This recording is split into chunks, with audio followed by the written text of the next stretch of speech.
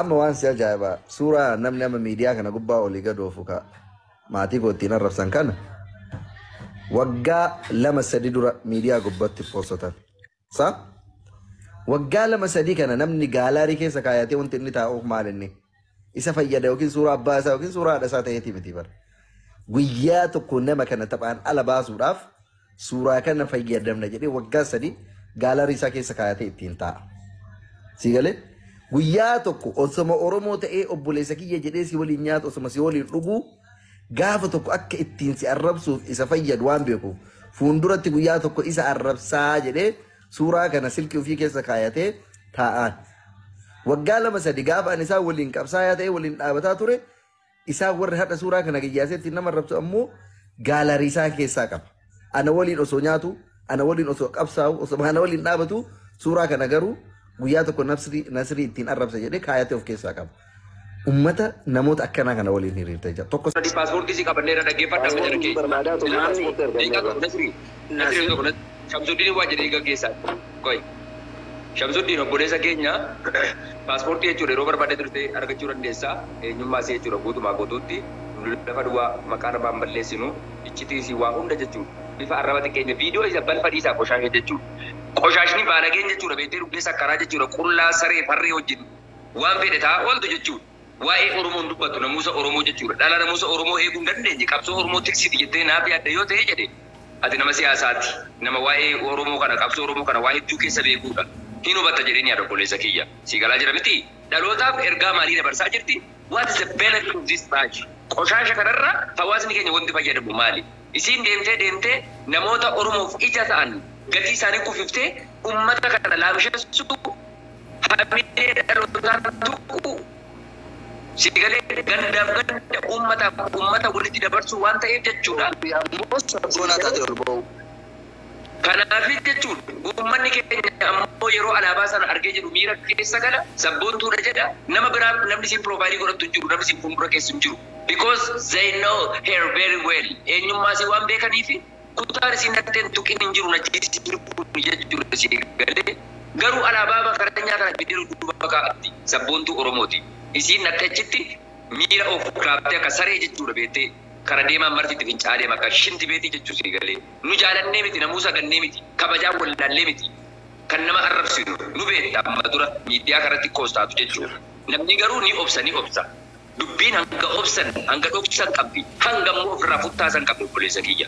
Kanaafuu jechuun as keessa ustaazota leegachuu barbaadaa jiru. Because baay'een kabaja ustaazota jechuun uummata bal'aa bakka bu'u waan ta'eedhaaf. An nama parsanaalii tokko Nasriin nama parsanaalii tokko kiyyaan akkas akka kiyyaatti akka abdiitti akka Nasriitti akka iluutti akka piroofeesariitti fiilingii keessa keenya jiru dhugaa irratti dippeende taaneeti malee kijibaan maqaa namaa yoo balleessaa jiran rabbiin nu dhiisif. Sigalaa jira obboleessa kiyya. Yeroo kamiyyuu yoo ta'e ammoo fakkaattoota akka kanaa qabsoo Oromoo keessa makatanii hantuuta cunquura budaa wangoo jechuudha beektee hoolaa wajjiniin qaddee mana keessatti galchaa karkarroo mana keessatti galchaa Oromoon kun qabsoodha jettee wanti deemtuuf hin jiru. Wasaka akkanaa kana yoo adabatti godhan baallageen fakkaattonni isii namatti dhuftee hin baatu obboleessa keenya. Rakkoon Oromoonni guddaan hammachuu yeroo hammattu ati qorees jirbiis Lukas waanuma hunda walitti qabdeen hammattu waan hammachuu qabdu adda baasuun dirqama. Qabsoo Oromoo wanti laamshesse inni guddaan kana baakgiraawundii namoota eenyummaa isaanii yoo hin beekiniin alatti Shamsuddin kan eenyuti kan abbaa abaluu abbaan suruu abbaa abaluu gosti kee qoratanii eenyummaan kee gaafa beekame qabsoo Oromoo bakka sii ta'utti deeggarta bakka sii ta'utti mormita ilma Oromooti kabajaa qabda. Muhammadiin eenyu Muhammadii Aljaziiraa kana dhaloota isaa hundee isaa damee isaa qorattee namni kun dhugumatti qabsoo Oromoo kana keessatti shooramu bu'aa dhabu faayidaa dhabu miidhaan adda baafattee eenyummaa isaatiin kabaja. Nasriin akkas obboleewwan keessa jiran akkas nama jechuudha beektee abbaa ofii hin beekne galtuu jechuudha kara deemtuun sharmuutni karaatti dhalchee gatee deeme Tigreen jechuudha sii galee har'a yeroo baatee ijoollee Oromoo boquu cabsitu dhiisi jalaan dubbatiin safuudha ilmi Oromoo kana dubbachuu hin qabu akkana no hanga obsineerra. Oromoon guyyaa tokko irraa baate dhiisii jettee rukutee hin beektu. Jala deemtee ashqaabbatu malee wallaalaan keenya gowwaan keenya jechuudha. Kana arraba qofaan osoo hin taane gochaan of keessaa yoo qabne intalli kun amma TikTokii kanarratti fakkaatota si oomishataa jirti baadagummaa. Miidiyaa kanarratti gabbaatee dhiirtii Oromoo nama gochuu hin dandeessu Baangaalii wayya Paakistaanii wayya akka jedha dhalaa Oromoo baadageessaa jirti sii galee obboleessa kiyya. Namuusa maanarii ijoolleen keenya namuusa namummaarraa baatee ustaazonni waan akkanarraan dubbatanii qaanfatu. Hayyee nuti irraan dubbannu maqaa keenya bada namoonni nu kabaja jennee dhiibna. Eessatti deemaa jirra obboleessa keenya? Garamitti deemaa jirra? Kanaafuu dirqama we should respond. Okay, maame. Abshir bakka Rabbi atul juati unduma fui. Maame ganama nabili bilikisa qatra fil bilak kendal guboru tazia. Ayye. Hamza bro. Ayye. Sibil shamsu ke sibil. Ayye galato mada undu gesi.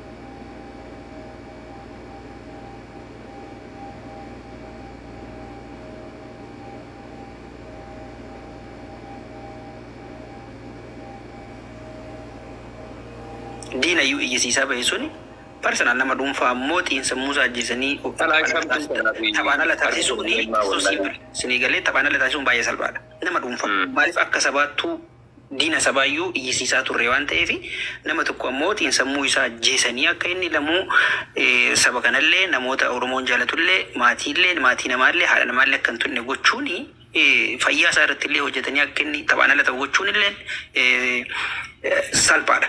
Garuu ammoo namni tokko gaafa sitti duulu atilleen akka itti duultu gaafa beeke waa ofirraa difeensi gochuudhaaf akka isa tolutti evidaansii qopheeffataa jira. Evidaansii immoo sima irratti hojjetata. Fakkeenyaaf akka duratti Fatiyaan kaastee baate tokko namoonni Oromoodhuma ta'anii jibbaa namoota kanneenii qabanii fi akka miidiyaa kanarra namni baduu fi maqaan isaa xuraa'u akka inni miira keessa galee waan hedduu lallaaquu danda'u basmara diimaa irra akka inni dhaabbatu gochuu barbaadan tokko lamaa miti. Namoota kana mijoontu yookaan dhuunfaa isiitiin waa beektee ragaalee kana gochuu dhabuu dandeessi. Garuu namoonni jibbaa keessan jibbaa akka Oromootti qabuu fi jibbaa kutaa tokko tokkorraa qabuuf namni tokko waan akkasii gochuu danda'a waan ta'eef akka self defensiidhaaf hin taanetti waa xiqqoo laallachaa haala ittiin deemtan kana laallataa deemaa isin jechuun barbaada. Kana ishee bu'aa miti baay'ee. Waraqaa seeraa biyya kanaa qabaatu qaba. Beeta biyya kana namni tokko nama taasisuuf waraqaa seeraa qabaatu qaba. Intalli kun ammoo waraqaa seeraa hin qabdu. Nama mana arabaatii badee okay. Abdi. Nasriki sorry wanni isin jechuu barbaade amma laal namni tokko karaa tokko qofaan hin deemu. Ati gaafa ilma namaa taate atama fakkeenya wal dhiyoo sirra seera biyya kanaa nuti beekaa. Homa takka fiduu hin dandeessu seera biyya kanaa bareechinee beekna. Namittiin tun waraqaa biyya kanaa hin qabdu seera takka hin qabdu. Nama seera biyya kanaa hin kabajjine osoo seera biyya kanaa hin kabajjine seera biyya kanaa irra dabartee faamilii namaatii fi anaatii miti wanti kun qaba beektaa seerri kun biyya kana keessatti nama kamuyyuu fedhii namaatiin even yoo suuraa kaatu namni si duuba hoo jiraate haa inni deemu deemtee ka'uu qabda. Unkaan suuraa namaa maxxansitee arrabsu miti. Kanaaf homa takka fiduu hin dandeettu. Homa takka roozii duuti isii du'um salphatoon isii salphatuma. Lamin humnas hin qabdu. Humni isiin qabdu warra TikTokii irraa waliin iyyu sun biyya biraa taa'ee isii waliin alba'uu danda'a malee homa takka fiduu hin dandeettu. Rooziin na amana. Cafallaqamuun isiin dhabu. Maame na dhaggeeffadha Profeesar. Abdii Geetaachoo rafuudhaaf jiraa jira yeroo tokko carraa kennaafeeti. Dhaggeeffadha anima yaaduma waanuma gabaabaa fi waan dubbadhee bahuu qabu tokkoon dubbachuu barbaada. Tokkoffaa nutti akkuma Profeesar jedhe sooshaal miidiyaa kana raasuu dandeenya yoo barbaanne ajandaa kennuu dandeenya baay'isee. Ajandaa torbee tokko nama kireet gochuu danda'u baay'isee. Of dhaaduu miti hundumti keenya jechaadha asirratti. Tiiktaakii jetta Feesbuukii. Nafxanyaallee yiisiisaa walla baay'isee. Tiiktaakii koo duraa namni beektu Profeesar faan beekan natti fakkaata. Nafxanyaa yiisiisaa oluu dandeenya nuti sii galee. Kolkollee akka kana qoshaashaa abbaan argetti fincaanu miti jechaadha. Kanaafi akkuma asirratti dubbatamaa jiru tokkoffaa nuti qabxii gatuu danda'uu hin qabnu. Intala kana bifa qindaa'aa ta'een keessaan irratti mari'annee tarkaanfii bareedaa tokko fudhachuu dandeenya. Bifa qindaa'aa ta'een. That's my point. Yeah, right.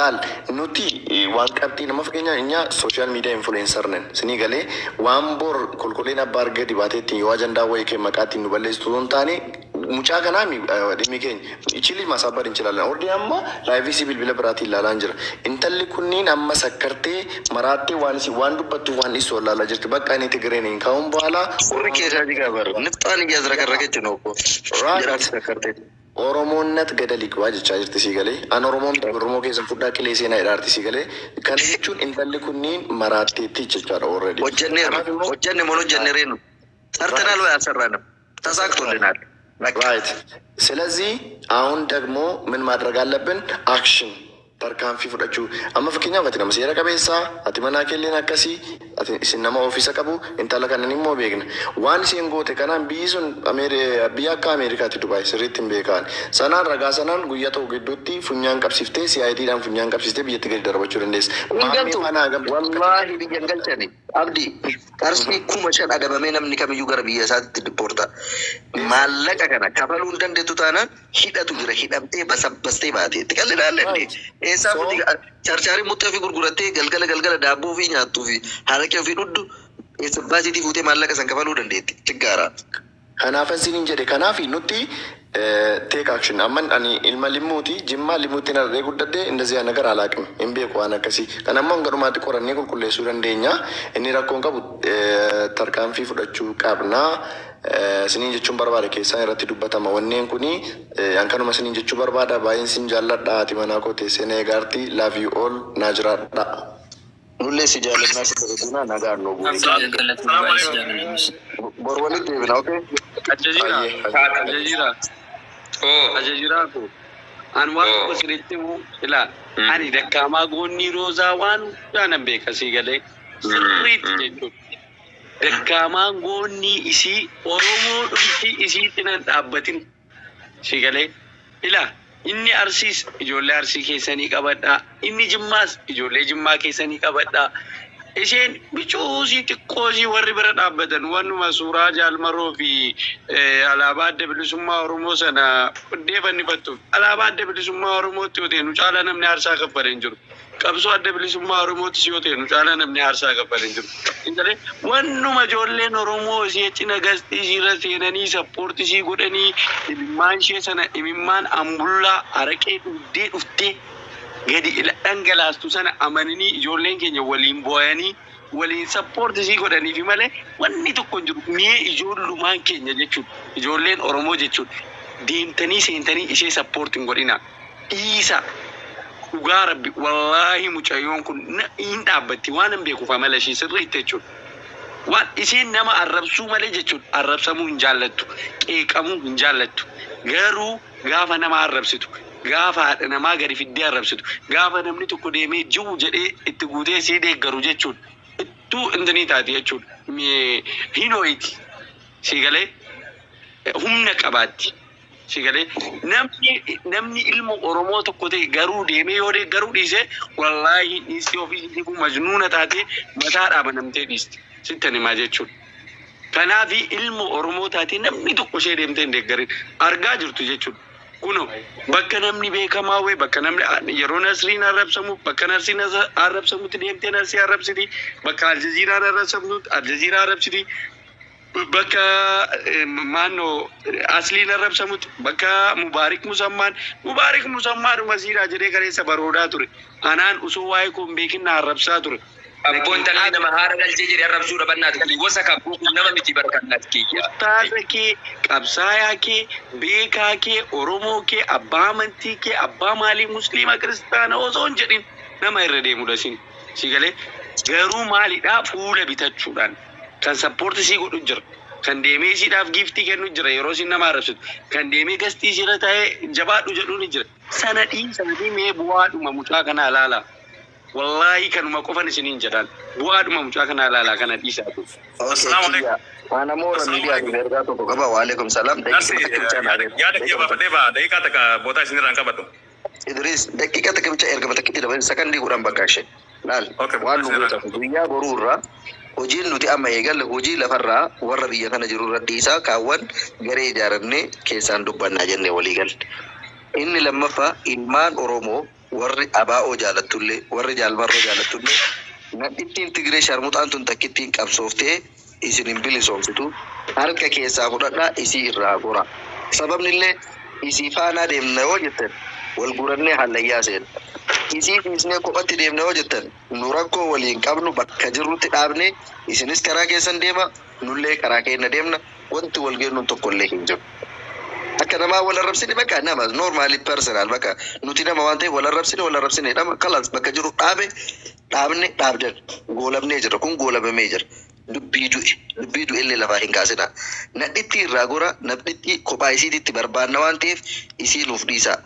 Warri miidiyaa kanarra jirtan warri sabboonummaa qabdan warri hojiin namittii dhanaatitti gadditanii fi intalti Oromoo hin ta'in Oromoo jidduu ta'e yoo wal nyaachistu hojii isii kana gadditan ammoo duula qindaayaa guyyaa boruu irraa sooshaal miidiyaa kanarratti taargetti keessa. Wallaahi namarroo arrabsuu dhiisa.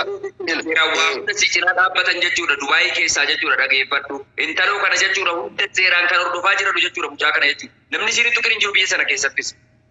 Qulqulleessa. Inni Dubaayii akka Dubaayiitti inni Suudii akka Suudiitti baalagee naannoo isaa keessa jiru yoo qulqulleessa. Inni sooshaal miidiyaan dhiibbaa guddaa qaba. Namitti tana laal jaalmarroo arrabsuu dhiisii maal walillee arrabsuu dhiisii arsii wallaggaa jechuu dhiisii namtitti tanarratti duula qindaayaa xiinsammuu isiitii fi haga sammuun isii maraatuu ga'utti irratti hojjedha. Sana booda sammuu isii erga dadhabsiisneen booda bakka isiin kuftetti qabatan jarana. Laal namni boofa qabuu barbaadu yookiin boofa adamsuu barbaadu suuta deemee tartiibaan deema malee boofa dhayitee yoo itti utaalte idduu danda'a. Wanta tuffatantu tuffee nama muraa jedhan. Jalqaba duula xiinsammuu sammuu isii dha'u akka isiin uf dibbitu godhu miidiyaa kanarratti xiqqaa guddaan likkii isiitti immoo akka isiin Oromoon ta'an Iteenesh ta'uu Tigree ta'uu siyaasa Oromoo keessaa akka bahuu qabdu. Ilmaan Oromoo hunda Abbaa Jifaar bira geetteetiin sadarkaa sana suuraa Abbaa Jifaar kabajamaa gad deebistee arrabsuu isii hundi keessan madaakaleessaati. Nu hundi ni beekna miidiyaa kanarratti. Kanaaf duula sammuu irratti hojjetu qabna warri nu jala jirtan hundi guyyaa boruu irraa jaalmarroo fi maalii jedhaa arsii wallaggaa jedhaa wal arrabsuu dhiisaatiin namtitti saree tanarratti xiyyeeffadha. Isii barsiisuu jechuun wallaalaa kenna hunda barsiisuudha. Isii adabuu jechuun wallaalaa kenna ka boru mataa dhaabuullee adabuudha. Kanuma ergaan kiyya Idris naaf golchi. It's okay. Assalamu alaikum warahmatullahi wabarakatuh. Assalamu warahmatullahi. Anillee yaada kiyya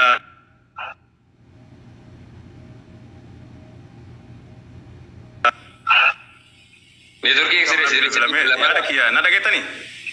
Itu beye. Na bilbila yaada kiyya na dhageettanii? Baik itu bilbilame. Itu fi